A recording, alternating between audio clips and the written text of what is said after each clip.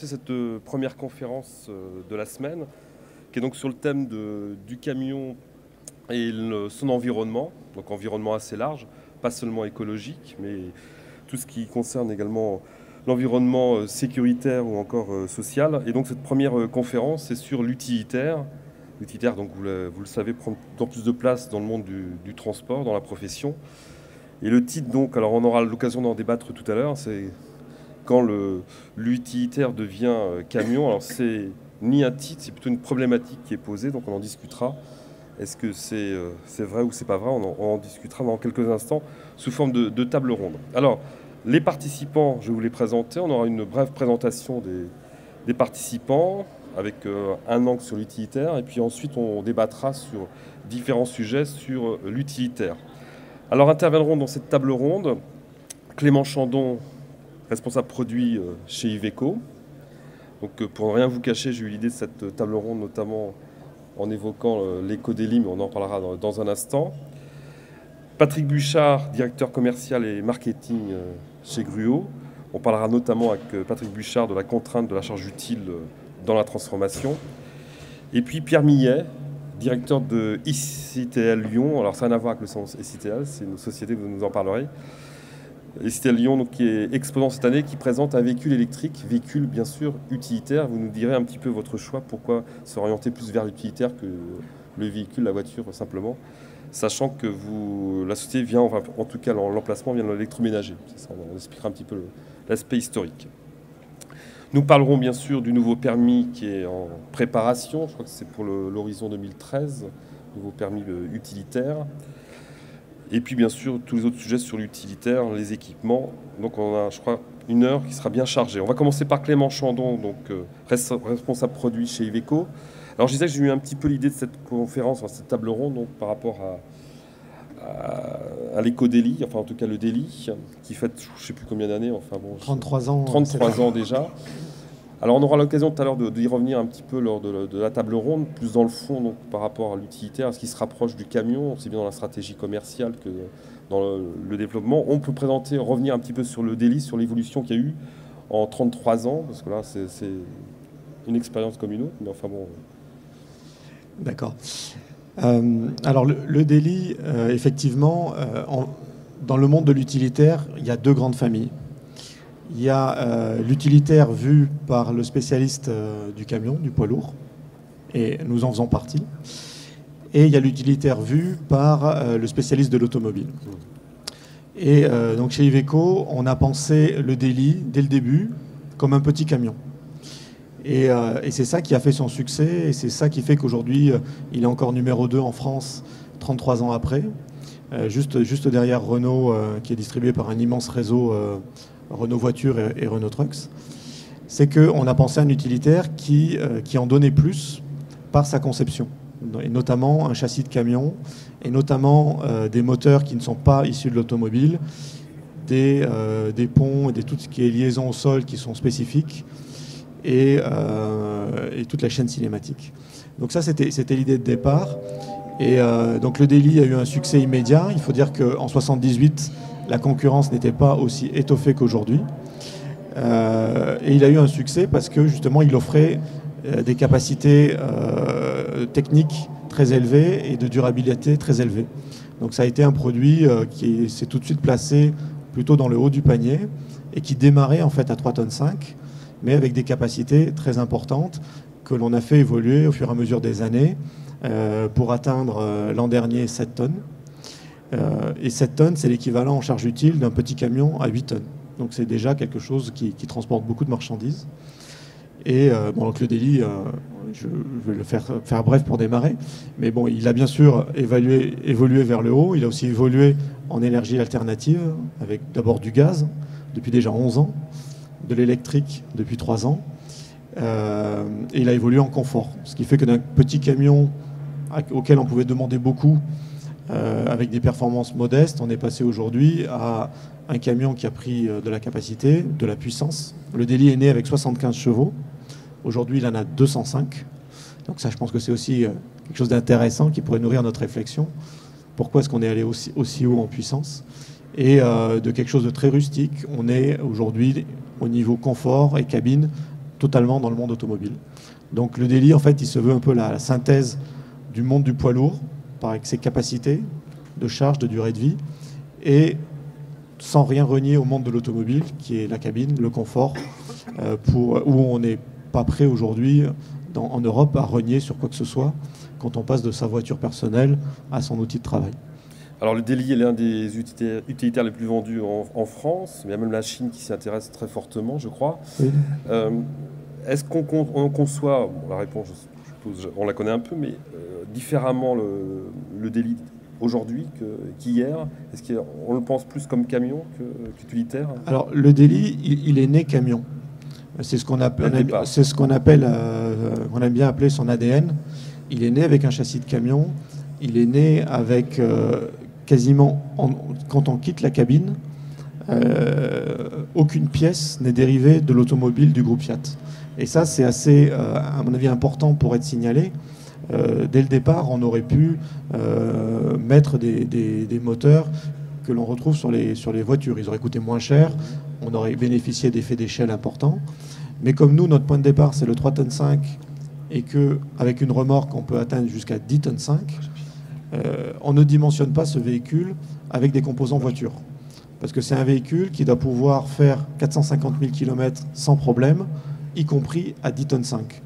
Donc ça nous place dès le départ sur des critères de dimensionnement qui ne sont pas ceux de l'automobile. On est un groupe automobile important, mais on ne va pas chercher nos composants dans l'automobile, sauf bien sûr quand il faut mettre des commodos, quand il faut mettre le régulateur de vitesse, le lève-vitre.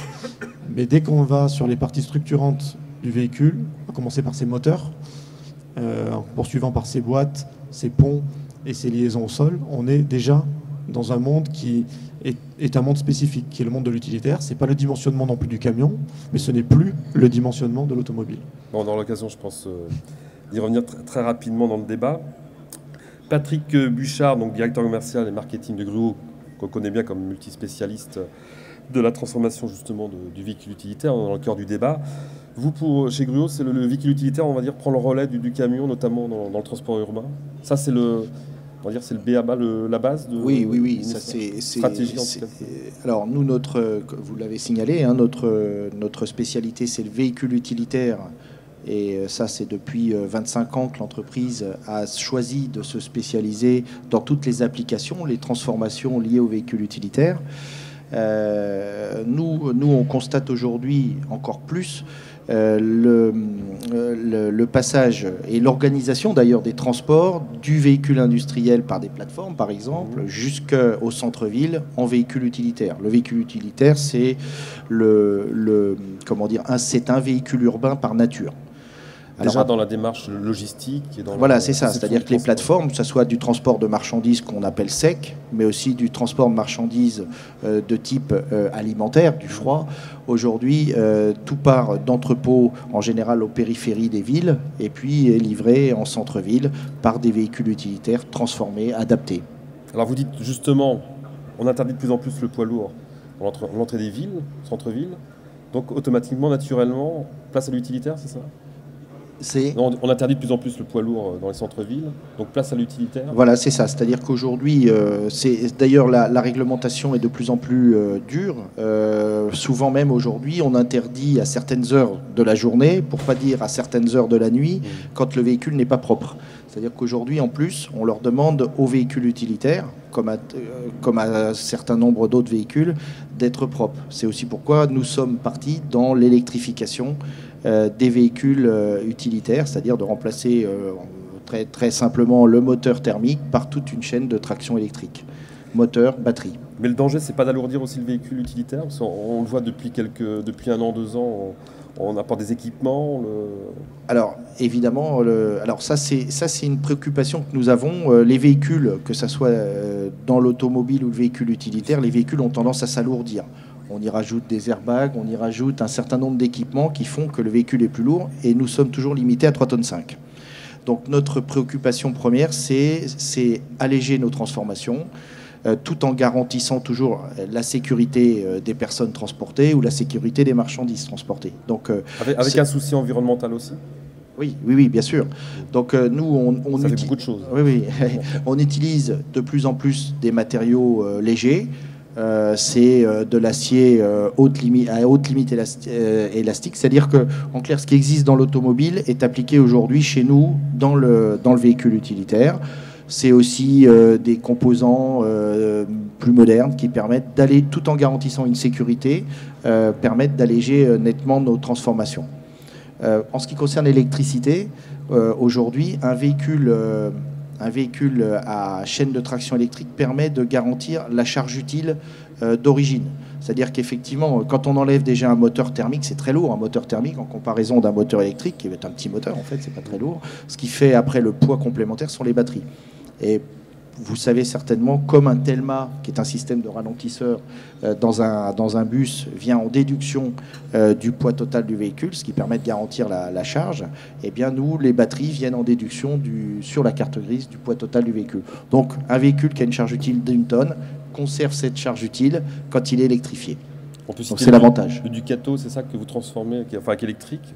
Vous en prévoyez combien? C'est 100 unités, c'est ça, pour 2011? Alors, nous sommes, l'objectif pour nous est d'en faire, oui, c'est ça, d'en faire une centaine. C'est quasiment fait cette année, on va en réaliser une centaine.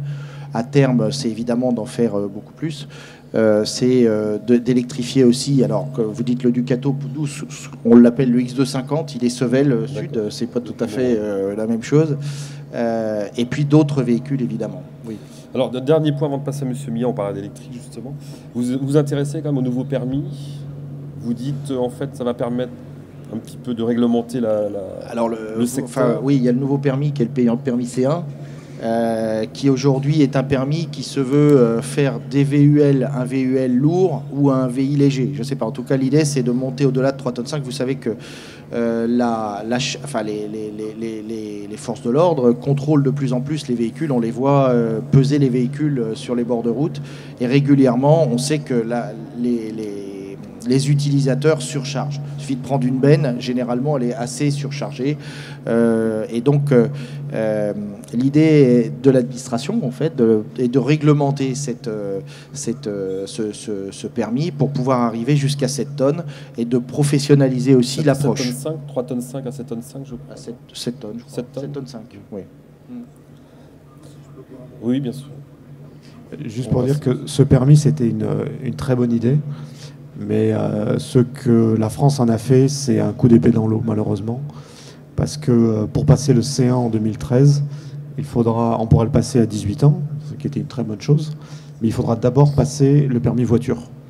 Donc, qui va passer 2 permis pour conduire un poids lourd, à peine moins cher que le permis C? À mon avis, malheureusement, c'est une belle occasion manquée parce qu'on a vraiment besoin de ce permis en France. Il y a des métiers, effectivement, qui peuvent avoir des surcharges limitées qui sont peut-être de 400 ou 500 kilos. Mais effectivement, là, on parlait de TP. Dans le TP, c'est pas 500 kilos. C'est souvent 2 tonnes, 2 tonnes et demie, 3 tonnes de surcharge. Donc là, il faudrait un permis qui permette à tous ces gens de travailler normalement. Et on avait une belle occasion, mais cette occasion, malheureusement, elle est ratée, quoi. Juste pour terminer sur le permis, on aura l'occasion d'y revenir tout à l'heure. Vous dites, vous craignez en fait que vos clients soient trop contrôlés, trop de réglementation. Ils le sont aujourd'hui. Déjà, mais avec le nouveau permis, ça sera... Ben non, parce que, il n'y aura plus d'excuses. C'est-à-dire que la personne qui roulera au-delà des 3,5 tonnes et qui ne sera pas avec un permis qui permet d'aller au-delà, sera effectivement, il n'y aura plus du tout de souplesse. Donc ça, c'est vrai que c'était un bon permis. Ça doit être un bon permis. Maintenant, après, c'est toujours pareil, c'est l'application dans chaque pays qui peut faire la différence. Bon, on aura l'occasion d'y revenir dans un instant. Pierre Millet, donc vous êtes directeur de SITL Lyon, donc il n'y a rien à voir avec le salon SITL, mais SITL Lyon. Donc on va présenter la société, je pense c'est bon de la présenter. On expliquera un petit peu pas le virage, mais enfin que vous êtes passé de l'électroménager aux véhicules utilitaires électriques. Effectivement, je comprends très bien qu'on ne présente pas Iveco ou Gruo, parce que ça fait quand même déjà quelques années qu'on les connaît parfaitement. Par contre, SITL, c'est une nouvelle société, c'est pas effectivement le salon de la logistique. SITL veut dire Société d'innovation et de technologie de Lyon. C'est une société que j'ai repris en 2011, qui était un ancien site de Fagor-Brandt et qui avait beaucoup de compétences, notamment beaucoup de compétences en électricité électronique. Bon, ça jusque-là, Brandt a toujours fait partie de ce genre de société.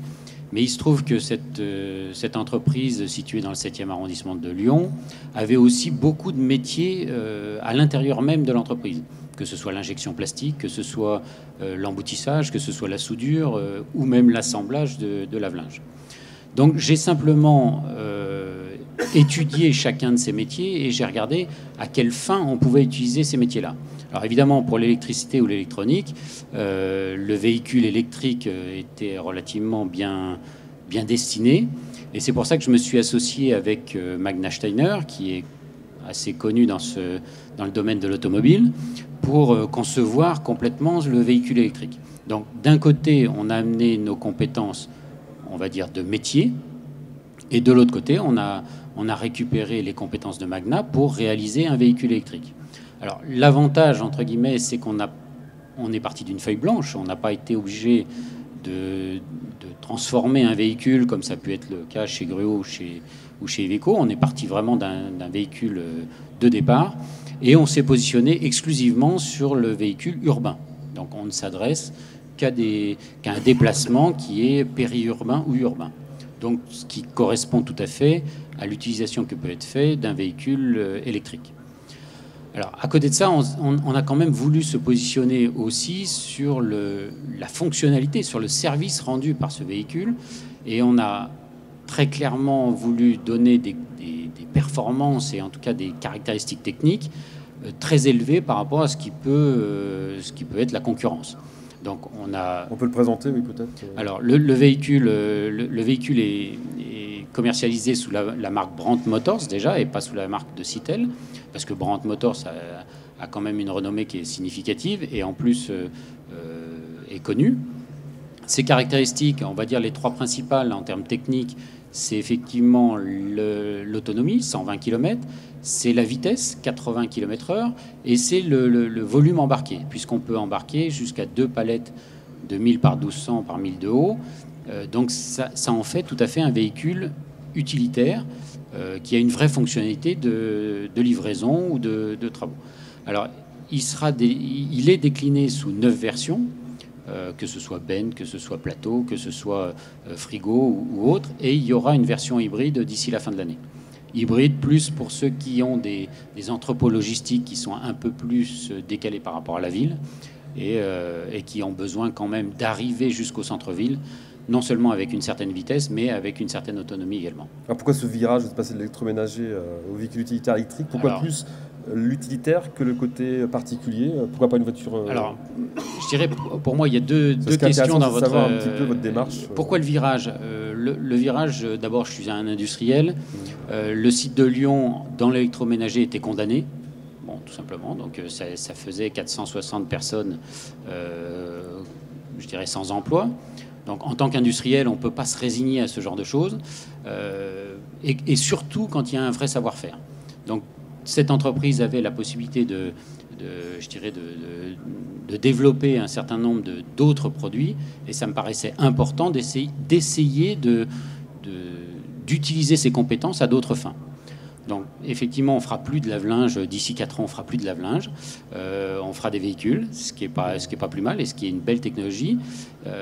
Et en plus, qui est une attente très significative par rapport à l'urbain, par rapport à l'utilitaire. Alors, à la deuxième partie de votre question, qui est de dire pourquoi l'utilitaire et pas le véhicule du particulier. Alors, l'un n'exclut pas l'autre, déjà, puisqu'on a prévu de faire un véhicule de particulier. Mais après, il y a une question de maturité du marché. On est tous, là encore, des industriels et quelque part, on fait des produits pour les vendre. Aujourd'hui, non pas que le véhicule du particulier ne soit pas complètement mature, mais disons qu'on n'en est qu'au début de la maturité. Or, on ne peut pas investir et investir et investir sans être sûr qu'on va pouvoir vendre les produits. Ce qui n'est pas tout à fait le cas dans le Vous avez quand même une forte concurrence en face. Moi, je ne crois pas du tout, on en discutait juste avant la réunion, je ne crois pas du tout que nous soyons concurrents. Ce ne sont pas les mêmes clients, pas les mêmes acheteurs? On ne se positionne pas du tout dans dans la même cible. Effectivement, un Iveco ou un Gruo va avoir des clients d'abord de plus grosse importance. Nous, on vise faire entre 3 et 5 000 véhicules par an. Le véhicule sera commercialisé en 2012, c'est ça, En mai 2012, tout à fait. Je crois qu'on n'a pas du tout la même cible, et j'aurais même tendance à dire qu'on est plutôt complémentaire dans l'offre que peut être proposée à un certain nombre de clients. Sans dévoiler le nom des clients, enfin, il y en a, je suppose, déjà. C'est quel secteur? Il y a tous les secteurs. On peut trouver des gens qui vont acheter le véhicule pour la fonctionnalité. Collectivité locale? Alors, collectivité locale, effectivement. Donc là, c'est plus la fonctionnalité. Ça va être les espaces verts, ça va être les travaux de ville, ça va être vraiment des travaux de proximité. Mais c'est aussi les entreprises à deux titres, donc pour la livraison, mais aussi, et c'est peut-être un fait un peu nouveau, pour la publicité qu'ils peuvent faire de ce véhicule. C'est-à-dire que ça devient un véhicule de communication au même titre qu'il est fonctionnel. Donc tous ces éléments-là font qu'on trouve un certain nombre de gens qui l'achètent pas que pour le fait qu'il soit électrique, pas que pour ses performances techniques. Clément Chandon, vous vouliez ajouter quelque chose? Juste pour dire que j'étais parfaitement d'accord avec M. Millet. Le véhicule électrique, contrairement à mon avis à une erreur de communication de Renault, il va naître grâce à l'utilitaire. Parce que c'est effectivement là qu'on peut l'utiliser de manière rationnelle, parce que les tournées sont connues, alors qu'à mon avis, un particulier, d'abord il y a un problème de prix qui n'est pas réglé, et ensuite il a besoin d'un outil plus polyvalent qu'un véhicule qui est limité à une utilisation urbaine. Donc je pense que le message de Renault qui a été de dire et de placarder sur les murs en 50 par 50, comme il a fait à Paris, 2012, le véhicule utilitaire, le véhicule électrique pour tous, à mon avis, c'est faux. Le véhicule électrique, il naîtra grâce au marché de l'utilitaire, et je ne crois pas du tout qu'il est mature aujourd'hui pour le marché du grand public. Il y a un rapport entre le prix du véhicule et ce qu'on peut en faire qui n'est pas compatible, à mon avis, avec 99% de ce que nous sommes, nous, en tant qu'utilisateurs d'automobiles. Et je suis d'accord aussi sur le fait qu'on n'est pas sur le même segment du tout. Je pense que le positionnement de Citel est un bon positionnement, parce que ce sont des véhicules très légers qui sont aussi accessibles au plus grand nombre. Nous, et on n'est pas, c'est pas du tout méprisant ce que je suis en train de dire, hein, mais c'est pas tout à fait le monde automobile classique. On est entre les deux, peut-être. Voilà. On est je pense, dans un optimum économique qui a déjà démontré avoir un marché où il y a des concurrents sur ce marché-là. Et nous, on fait effectivement un véhicule dérivé d'un véhicule diesel, mais qui offre autre chose, mais qui est aussi dans un autre créneau. Donc on n'est pas en concurrence. Alors juste pour terminer sur la présentation, on va y revenir dans un instant. Une fourchette de prix du véhicule, bon, je pense que tout dépend à qui vous allez le vendre. La particularité du véhicule électrique, contrairement à un véhicule thermique, c'est qu'on ne peut pas s'affranchir de savoir à quoi on va l'utiliser. C'est-à-dire que la première étape pour connaître le prix d'un véhicule électrique, il faut savoir qu'est-ce qu'on va en faire, qu'est-ce qu'on va utiliser, effectivement quelle tournée on va faire, est-ce qu'on a besoin d'autonomie, est-ce qu'on a besoin de vitesse, est-ce qu'on a besoin de chargement. Tous ces critères-là dépendent, fait le prix en finale. Parce qu'il peut y avoir des batteries importantes, et on l'a signalé tout à l'heure, le prix des batteries reste quelque chose de très significatif. Donc il faut d'abord commencer par savoir à quoi on va l'utiliser. Alors oui, on peut lancer un prix en disant ça va être entre 15 et 25 000 euros, ce qui est un prix du simple au double ou presque. Donc c'est pas très significatif de parler du prix. Et j'aurais presque tendance à dire ça sera que de la vente, ce ne sera pas de location. Alors il y aura forcément une partie de vente et une partie de location pour deux raisons. Et là encore, on en parlait juste avant.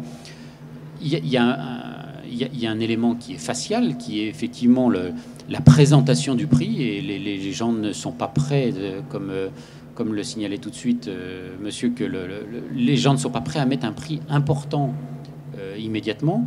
Et en plus, il y a des raisons, et là on parle dans le monde professionnel, des raisons comptables. C'est-à-dire que quand vous achetez un véhicule, vous avez un investissement de votre véhicule, mais vous avez aussi les frais de fonctionnement. Dans un véhicule thermique, personne ne se pose la question. Le gasoil fait partie des frais de fonctionnement, la révision fait partie des frais de fonctionnement. Dans un véhicule électrique, a priori, on n'y met pas de gasoil, et a priori non plus, il y a très très peu de révision. Il n'y a pas de révision sur les modèles électriques. Donc on n'a plus de frais de fonctionnement. Et là, on se retrouve dans un cas de figure où la batterie devient un frais de fonctionnement. Donc, aussi bien comptablement que commercialement que facialement, tout le monde est intéressé pour dire il faut dissocier le prix du véhicule de l'investissement du véhicule avec le prix de la batterie.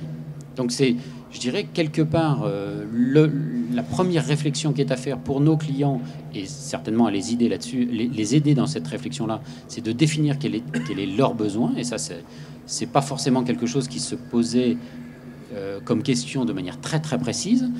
Donc c'est un travail à faire. Et après seulement, on peut parler du prix. Alors je vous propose d'évoquer avec vous trois en plus la limite entre l'utilitaire et le camion, c'est le débat. On va de nouveau recommencer avec Clément Chandon. Bon, on a vu que l'éco-délit allait jusqu'à 7 tonnes aujourd'hui. Est-ce qu'on peut comparer un délit aujourd'hui avec un camion, un Stralis ou un autre véhicule Iveco? Est-ce qu'on peut dire que l'utilitaire n'a plus rien à envier au gros tonnage, au camion? Avant de parler de la comparaison, on peut dire que le marché a choisi. Et c'est extrêmement clair. Le maxi utilitaire 7 tonnes, 7 tonnes 5 est en train d'achever, il faut dire les mots, le petit camion de 7 tonnes 5, 8 tonnes. C'est vrai, bien sûr. Donc, on peut dire que le délit est en concurrence, bien sûr, avec l'Eurocargo, qui est le petit camion chez Iveco, et avec toute l'offre de la concurrence, Midlum, Attego, etc. Et ici, nous avons eu la chance justement d'avoir ce produit. Parce que tout le monde ne l'a pas. Ce ne sont pas des marchés qui sont immenses, hein, les petits camions de distribution, mais qui peuvent aussi faire de la route. Mais il est clair que la différence de prix étant assez forte en faveur du maxi utilitaire, nous, par exemple, l'année dernière, nous avons retiré l'Eurocargo 6 tonnes 5. Il n'y avait plus aucune vente pour ce modèle. On en avait vendu un en 2010, donc on s'est dit, bon, c'est terminé. Aujourd'hui, on voit que les courbes se croisent très très nettement. Le 7 tonnes 5 disparaît et le maxi utilitaire monte quasiment à la verticale. Qu'est-ce qui explique ce choix? On a d'un côté, donc il y a un facteur prix qui est dû à un facteur d'échelle. Parce que l'utilitaire à 7 tonnes 5, il va profiter de tout ce qu'on a fait sur le 3 tonnes 5. Pour mettre un peu en perspective les volumes, le délit poids lourd, qui représente plus de la moitié des modèles de délit, donc c'est très important, c'est 1000 ventes en France, l'ordre de grandeur. Le délit 3 tonnes 5, c'est 15 000 ventes. Donc ça reste une toute petite part de marché, à cause de la limite du permis. Naturellement, ça devrait être beaucoup plus équilibré, mais comme on a la limite du permis, tout le monde est à 3 tonnes 5. Mais on a quand même cet effet d'échelle très intéressant qui fait que quand on regarde techniquement un petit camion et un maxi utilitaire, on va se rendre compte que l'utilitaire, il va offrir plus de confort, plus de sécurité, plus d'énergie alternative, tout en étant moins cher. Par contre, il n'a pas été conçu non plus avec les mêmes critères. Donc il y en a un, on va dire, qui est quasiment surdimensionné pour ce qu'on va lui demander le plus généralement en ville, c'est le camion. Et l'utilitaire, lui, boosté à son maximum, en fait, il va offrir beaucoup de charges utiles, beaucoup d'avancées technologiques, beaucoup de confort, beaucoup d'accessibilité en cabine, à un prix finalement nettement plus faible. Mais dans la conception de l'utilitaire aujourd'hui chez Iveco, est-ce qu'on retrouve lors de la conception, quand on imagine le véhicule, on retrouve dans les mêmes équipes, les mêmes synergies dans le camion? Alors, ce ne sont pas les mêmes équipes, parce qu'en fait, même si le délit n'a quasiment aucune pièce de l'automobile, il développe une gamme de produits spécifiques. Au niveau des bureaux d'études, c'est le poids moyen et le poids lourd qui fonctionnent ensemble, qui ont une technologie camion, avec par exemple des systèmes de freinage qui sont pneumatiques, un dimensionnement, donc des systèmes de frein, de boîtes qui sont un cran au-dessus. Mais le délit est un produit à la frontière. Donc il va avoir un système de freinage qui va s'apparenter à l'automobile dans son concept, mais pas dans ses dimensions. Mais il va retrouver un certain nombre d'équipements typiquement poids lourd. Par exemple le ralentisseur. Par exemple la suspension pneumatique. On n'est pas dans la limite justement entre par exemple, le délit 7 tonnes dans le freinage, on est avec une charge plus importante et on a des freins, un freinage. On a un système qui vient de l'automobile, mais on a un dimensionnement qui n'a rien à voir en termes de taille de disque, mâchoire, etc. Par contre, on est dans un système hydraulique et qui, effectivement, a les logiques de fonctionnement de l'automobile, notamment, par exemple, les systèmes de sécurité les plus avancés aujourd'hui disponibles, avec le SP9 chez nous, qui est une exclusivité.